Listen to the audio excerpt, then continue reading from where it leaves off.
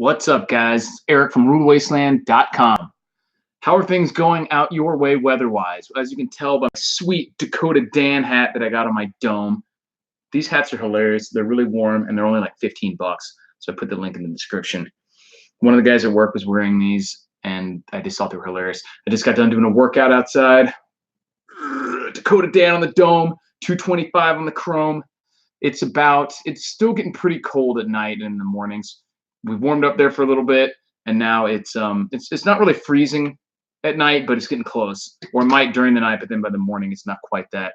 It's supposed to storm here for the next 4 days. Man, I lived in Florida for most of my life. It storms there way too much. That's why I had to get the hell out of here. I love the dry weather out here.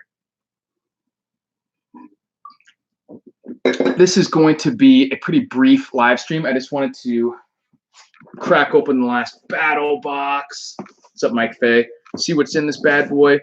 It's pretty late here. Whoa, sorry, it's almost 10 o'clock. But if you guys got any questions, meanwhile, we'll bust through this thing, see what kind of delicious treasures they have in here.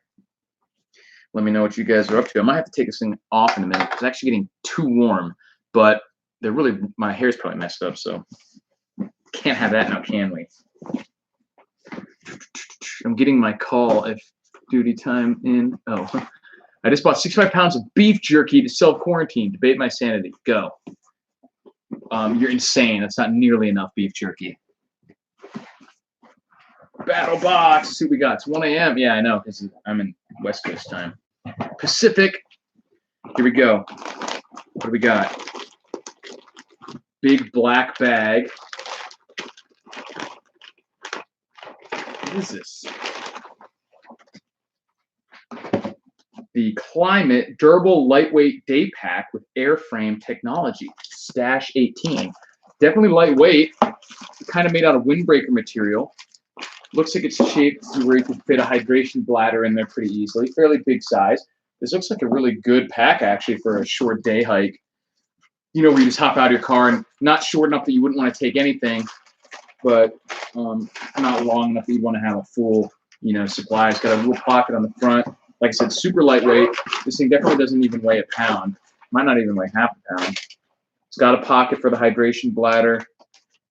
And it's an airframe support system. I guess you can blow this thing up.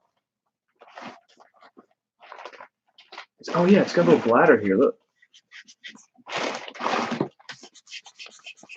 Like a, what's up, High Desert Pioneer? Good to see you on here. Yeah, so it's got like a little bulb, like a, what they call blood pressure cuff, and you can pump up some kind of internal cushioning or frame on there. That's pretty cool. I'll have to try that out. I'm actually planning on going on a hike at some point. It gets really nice here when it starts to just get into spring and be really like sunny out, but not at all hot yet. That's pretty badass. Let's see what else we got. Survival Hydro Kit, vegetation solar still for water collection and purification. For those of you who don't know, my guess is this is just basically a plastic bag, because if you put a plastic bag over any amount of vegetation, the plants actually like respirate, give off, sweat basically, or give off some sort of humidity. And if you have a bag wrapped around some branches or a bush or whatever, at the cool of the morning, that will condense like dew normally does, but it'll condense in the inside of the bag, and you can get a small amount of water from plants. So it's a 25-gallon specially formulated optically clear collection bags.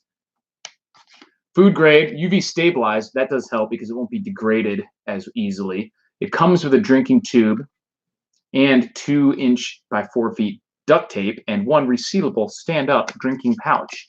So it's all the stuff, not just the bags, but a method of collecting it. You can see on the back here, it shows it. It's an old school trick for wilderness survival. Pretty cool to see an official kit for it. You can do it with Walmart bags. You can do it with tarps. You can do it with all sorts of stuff. This is specifically designed for it. Pretty cool. For survival and emergency use only. Why? Couldn't collect some drinking water from your houseplants just for the fun of it? Just watch your old thermite versus tank armor videos instead of check out your page. Well, I appreciate it.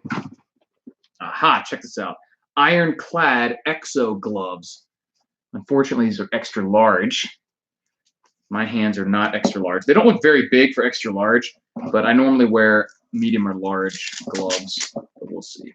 They definitely look pretty robust. Yeah, they're a little big, but not enormously big. Pretty cool looking. They look kind of like motorcycle gloves. I think Survivor Man did that in the Island episode. He was stranded a few years back. I think he accumulated a cup, but hey. Yeah, I mean, a cup, whatever. If you have a couple bags, a few cups of water can make a big difference, especially in a climate like I'm in here. Desert, basically. It could make the difference between life or death in a serious situation. Drag you out a few more days, you know. So these gloves are pretty cool. There's like a lot of rubber action on them. And this is soft rubber too. It's not hard like the some of the ones you see. So it actually provides protection with a better movement too. Mostly leather on the inside. Pretty cool. This is definitely getting warm.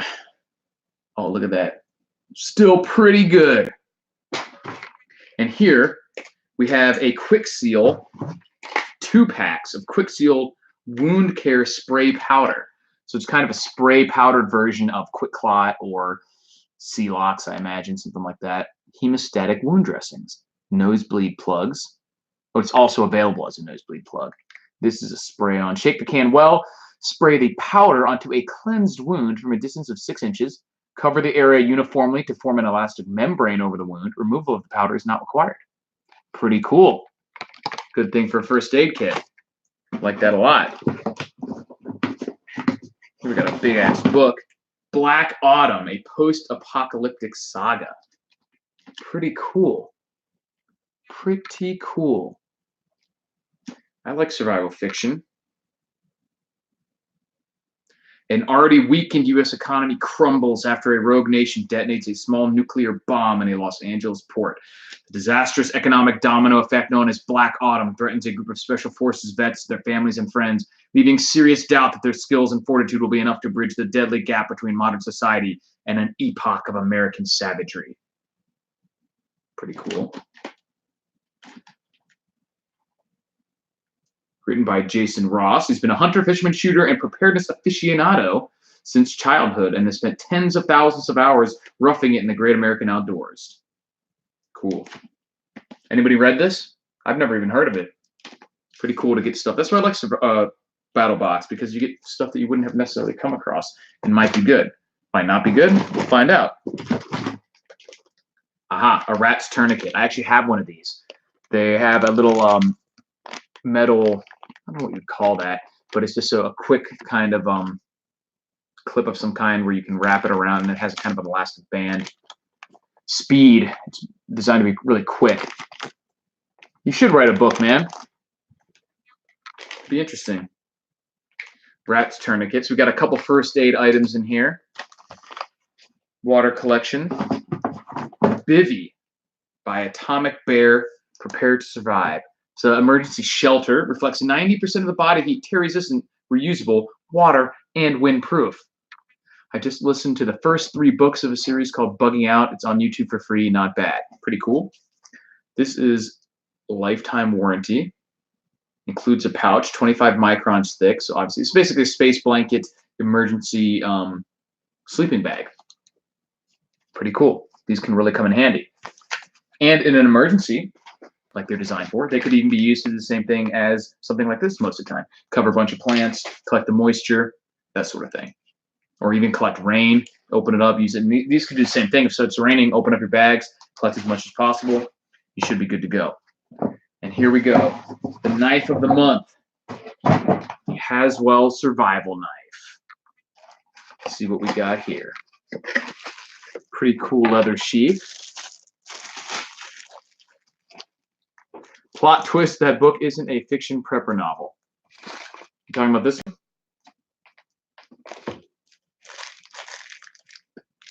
Koala tree, spelled with a C. Koala tree. Where is your N95 mask at? Funny you should ask. It's right here. That's pretty cool. Looks like it's made out of like spring steel or something, like Rambo. Pretty ergonomic, short little knife. I kind of like that really rough finish on it. Like it was really ground out of a leaf spring or something. It's pretty cool looking. Usually that sort of steel can be kind of soft, which can make it really sharp and easy to sharpen, but also dulls more easily too. So it depends on what you find most beneficial to you. Definitely has a rugged, unfinished look to it. A lot of texture. Brass rivets. Pretty cool. Nothing fancy. Quite the opposite, actually, but pretty cool. No real retention for the sheath, but it does go in there pretty deep. That kit has everything you need to create a wound, spray it for first aid, then sling it with the backpack. True. Cut yourself open, spray or tourniquet while you spray it shut, and then use the backpack as a sling. Pretty cool. And then entertain yourself while you're waiting for the evac. Pretty cool. Hans the Heathen says, I might have too many knives, a duffel bag full.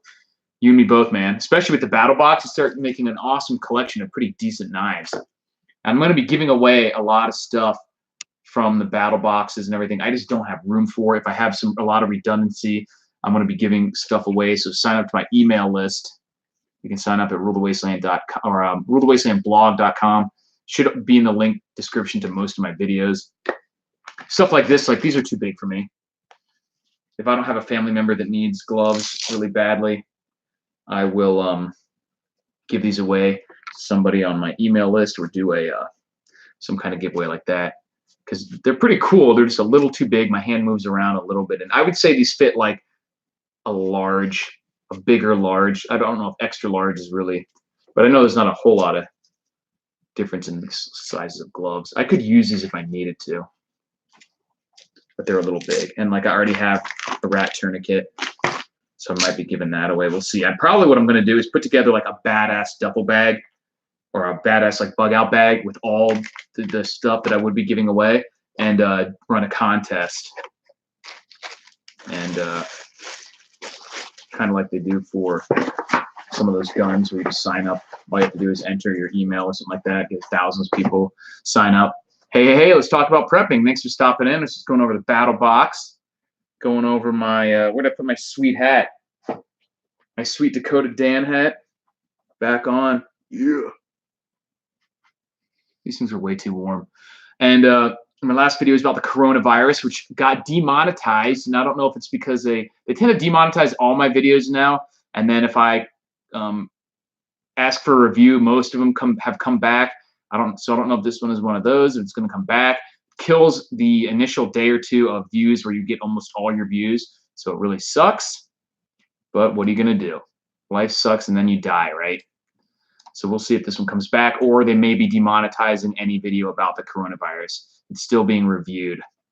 So good to see you as well, Tyler. Watch one of your older videos, and next day I got a bunch of Mad Max 2 clips recommended. Hell yeah. You should see about donating some of that gear to China. I don't know if that really makes sense. I'm just going to mail it to some random place in China. The shipping alone would be pretty prohibitive for that. And a lot of shipping is actually interrupted right now to China anyway. And I mean, stuff like gloves and knife isn't really going to make much of a difference to someone who's holed up in their apartment forcefully because of the coronavirus. It's very interesting times. It definitely is keeps getting crazier and crazier. It's already surpassed basically like SARS and swine flu and all those, and in seriousness, in my opinion, at least, if not an actual death toll for a few of them. But it hasn't gotten too crazy outside of China yet, but it certainly could, especially with what we're seeing with like Chris Martinson's latest video talking about how there could be up to a 20+ day incubation period, during which at least some of that is contagious. That makes this incredibly hard to get in front of and track down. A long incubation period and where you're contagious for part of it, like what the hell do you do outside of actually testing everyone and then quarantining the ones that are infected? There's almost nothing you can do. So it's going to spread more. It's a question of what's actually going to finally stop it. Is the draconian Chinese quarantine methods where they're shutting down cities of tens of millions of people going to be effective? It could be, but it's already outside of China, and most other countries aren't going to be willing to do that level of centralized control, or aren't even able to legally or logistically. And so it might be too late.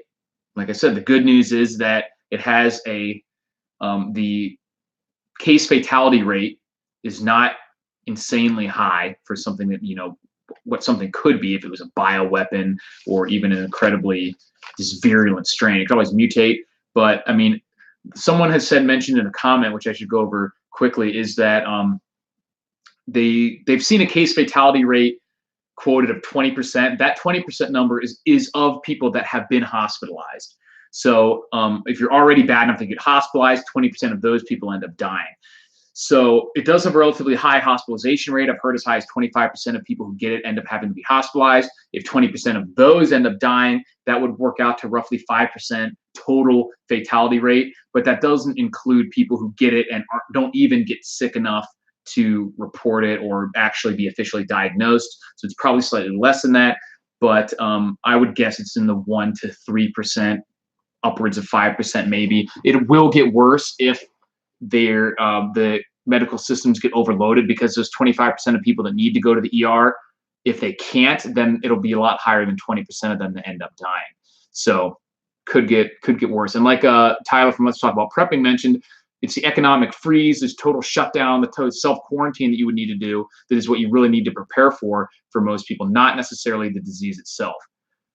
While that's important, it's actually more simple to prepare for that than it is to prepare for not being able to quarantine yourself. Once you have some medicine, maybe some elderberry syrup, got your mask, got your gloves, got all your hygiene and cleaning equipment and everything, there's not much else you can do other than separate yourself. That's the hard part.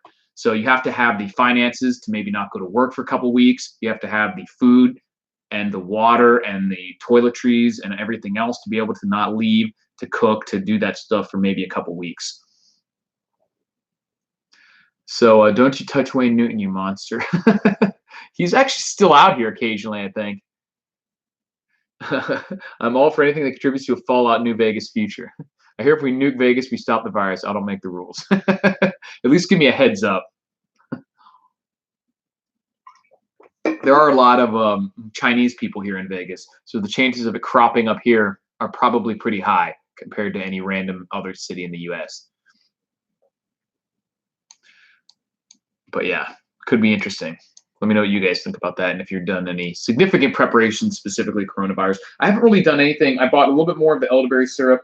I bought another box of latex gloves, and I bought an extra pack of like NyQuil type stuff, because even if you don't get it, like that shit will all disappear if a fear starts getting out. So even if you just get like a normal sickness, you won't be able to find shit like normal ibuprofen, normal NyQuil, normal hygiene and cleaning and bleach. All that stuff will just disappear.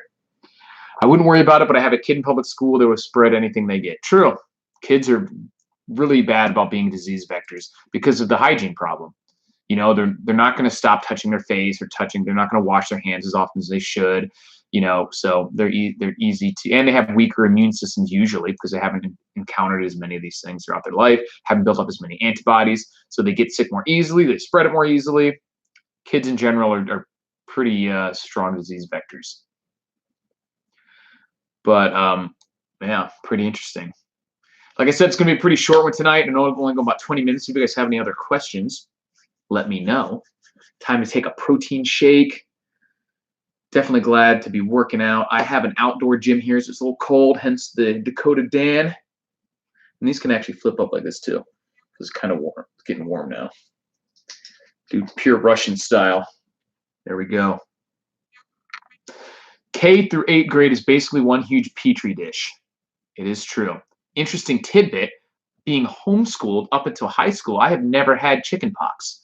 And everyone's like, oh my God, you should get it. You're going to die when you get it. And I'm like, I'm not purposely giving myself a disease, especially a disease that could cause complications later in life, like shingles. For those of you who don't know, shingles is like chickenpox is a kind of like a herpes virus. And shingles is the virus never leaves your body. It's latently in your body, and at times of depressed immune activity or something like that, maybe even just when you get older, the virus is like stored in nerve endings and clusters throughout your body and can flare up and give you these really painful rashes, I think typically on your ribs and things like that. So the chickenpox virus is what causes shingles.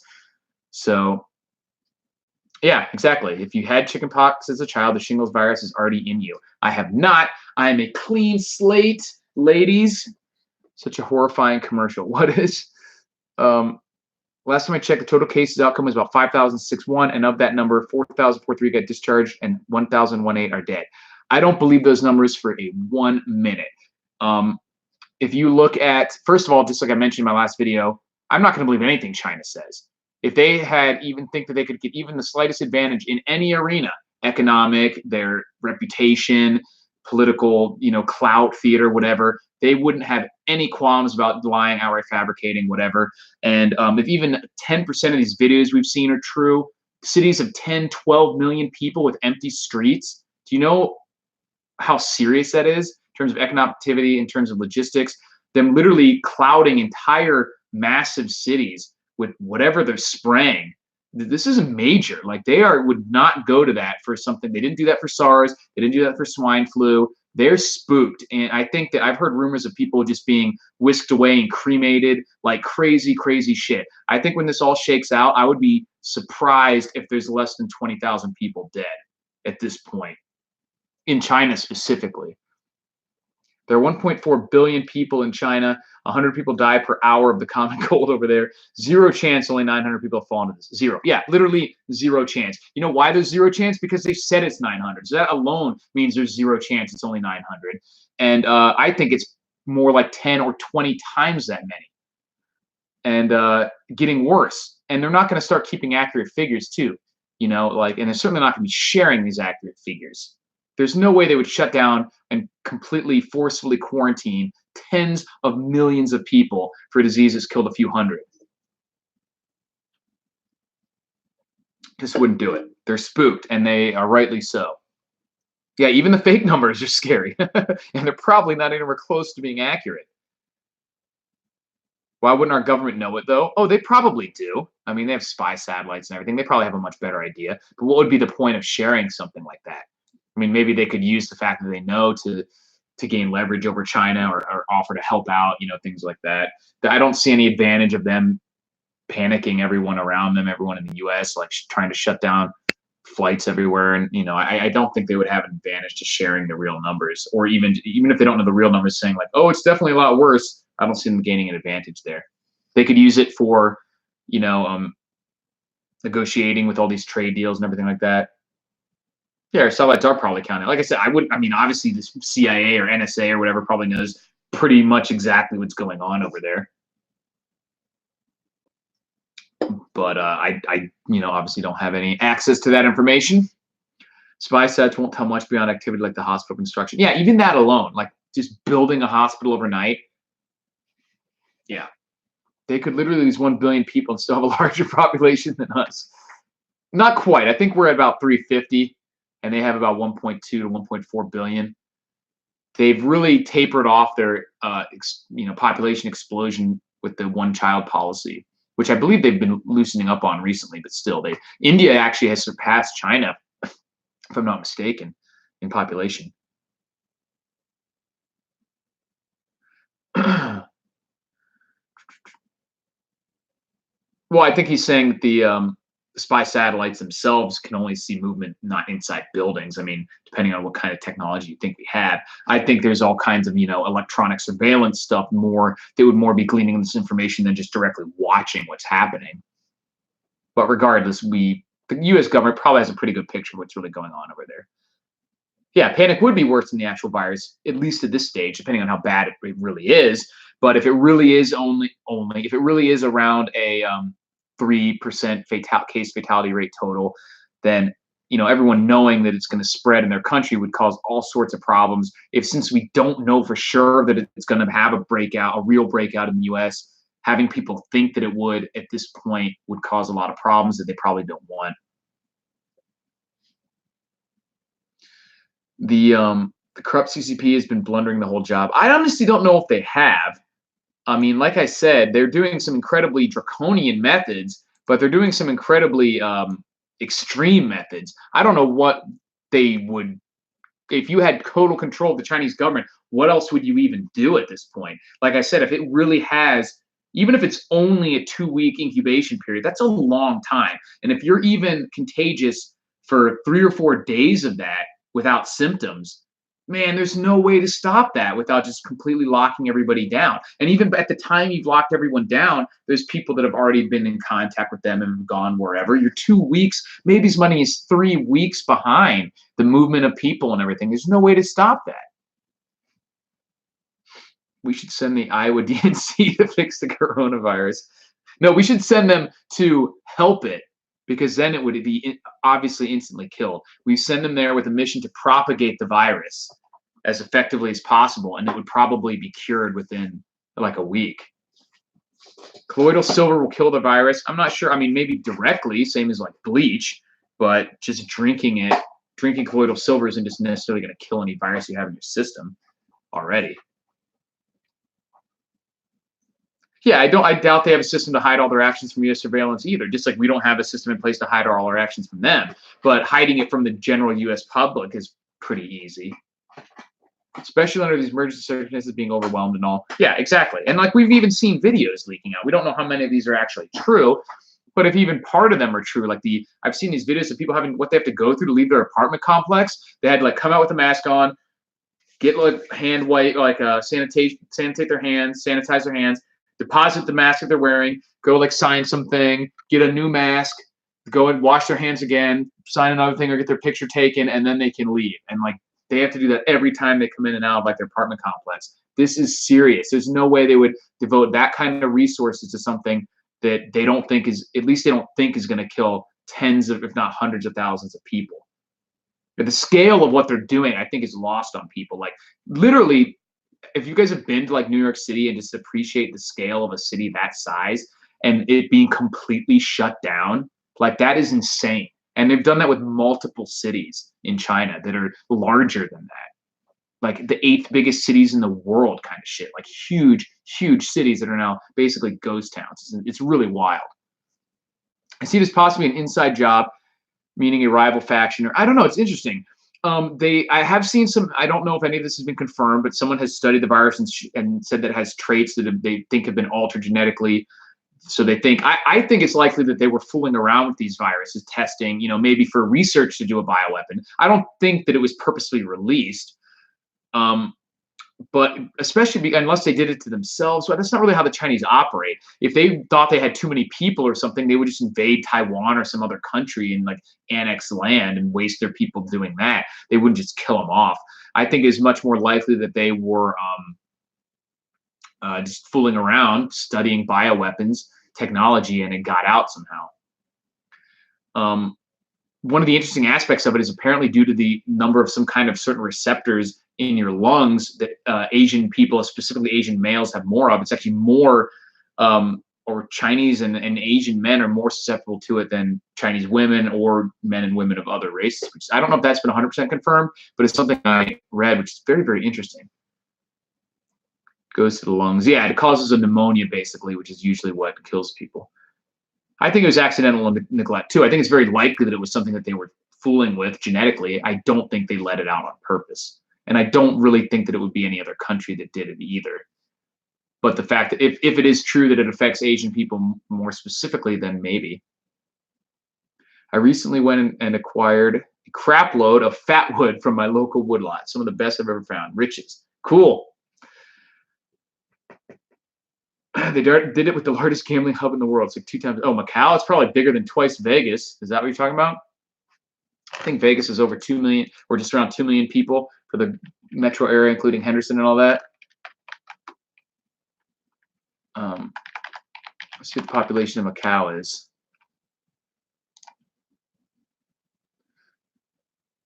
Well, they're listing 600,000, but that's usually only the downtown area, like Macau Metro.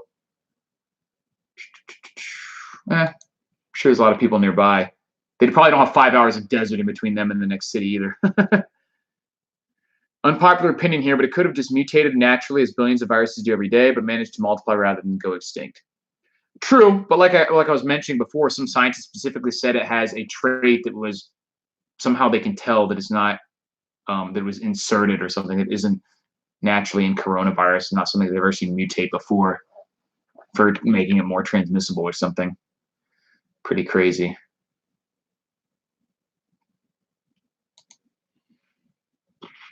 Yeah, pretty wild stuff.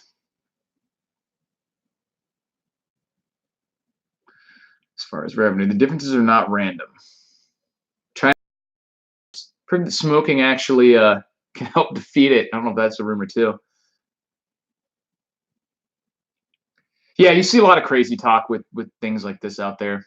People like to speculate. I think if you guys want to see a very realistic but serious take on it, watch Chris Martinson's video, Peak Prosperity. He has a background in like epidemiology of some kind, and he's not going overboard, not being a fear monger, but he's very I want to say spooked, I guess is the word, taking it very seriously based on the numbers that we're seeing. And he's got some good information out there, but all info, no bizarre speculations, things like that. Coronavirus has nothing on Mao. Not yet. It'd have to kill around 60+ million people to get up there. But maybe it will. That'd be pretty wild. Just imagine the economic impact of 60 million people in China dropping dead. It'd be insane. That is not always intended with bioweapons. Right, because like I was mentioning with economic activity, or even like if a virus like this, it's like a serious flu, gets out into an army or something, you don't really have to have many of them die for it to completely debilitate you and just overwhelm your logistical infrastructure for healthcare and things like that.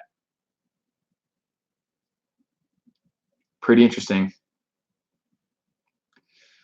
All right, guys. I think I'm going to call it a night. I really appreciate you all guys watching it. Chris is good people. I saw a bit of his on the virus. Yeah, he's been doing daily, some of those multiple times a day videos on it. Definitely go check out Peak Prosperity YouTube channel, and his stuff is great. Appreciate you guys watching.